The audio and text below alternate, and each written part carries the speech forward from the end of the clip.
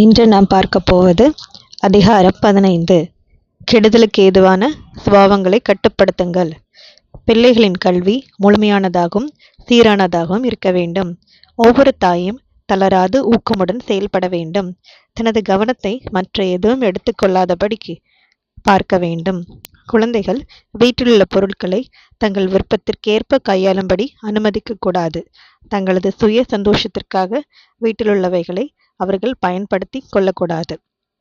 வீட்டை ஒழுங்கில்லாமல் வைத்திருக்க கூடாது என்பதும் கற்றுக் கொடுக்கப்பட வேண்டும். வீட்டிலுள்ள எல்லா பொருட்களும் தங்களது விளையாட்டு பொருட்கள் என்று பிள்ளைகள் நினைக்காதபடி தாய்மார்கள் அவர்களுக்கு இதை பற்றி சொல்லித்தர வேண்டும். இந்த சிறிய பொருட்களின் வழியாகவும் ஒழுங்கானது கற்றுத்தரப்படுகிறது. பொருட்களை உடைத்து அழிக்கும் குணத்தை பிள்ளைகளிடம் வளரவிடாதீர்கள். அத்தீய குணத்தை கட்டுப்படுத்துங்கள். பிள்ளைகள் எந்த அளவிற்கு அழுது அடம் பிடித்தாலும் இதில் விட்டு கொடுத்து விடாதீர்கள். இத்தீய சுபாவம் குழந்தைகளிடமும் சிறு பிள்ளைகளிடமும் அதிகமாக காணப்படும். பிள்ளைகள் தவறாக நடந்து கொள்ள அனுமதிக்கும் பெற்றோர்கள் பிள்ளைகளுக்கு பெரிய தவறை இழைக்கிறார்கள்.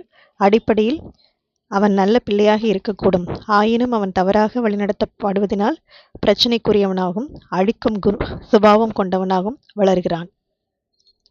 மற்றவரின் பொருட்களை மதிக்க சொல்லிக் கொடுங்கள். தங்களுக்கு உரிமையில்லாத பொருட்களை எடுத்து விளையாடும்படி பிள்ளைகளை சில பெற்றோர்கள் அனுமதிக்கின்றனர். மற்றவர்களது பொருட்களை தாங்கள் கையாளக்கூடாது என்பதை பிள்ளைகளுக்கு கற்றுக் கொடுக்க வேண்டும். குடும்பத்தின் மற்ற அங்கத்தினரின் சந்தோஷத்தையும் வசதிகளையும் பாதிக்காதபடி நடந்து கொள்ள சில விதிகளை கை கொள்ள வேண்டும்.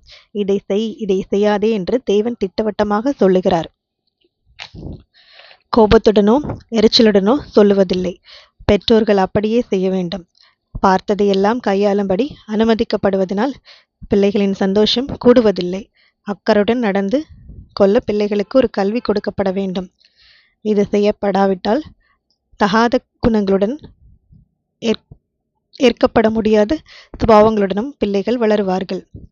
திடமான எளிதில் உடையாத விளையாட்டு பொருட்கள். சுலபமாக உடைந்து விடக்கூடிய விளையாட்டு பொருட்களை பிள்ளைகளிடம் கொடுக்காதீர்கள். அதிக நாட்கள் நீடித்திருக்கக்கூடிய பொருட்களை கொண்டு பிள்ளைகள் விளையாடட்டும். சுலபமாக உடையும் பொருட்களை அவர்கள் கையாண்டால் அழிக்கும் சுபாவம் வளரும். சில விளையாட்டு பொருட்கள் இருக்கட்டும், பலமானதாகவும் இருக்கட்டும். இவை சிறு காரியங்களாக இருந்தாலும் பிள்ளைகளுக்கு பெரிய பாடங்களை கற்றுக் கொடுக்கின்றன. ஆமேன்.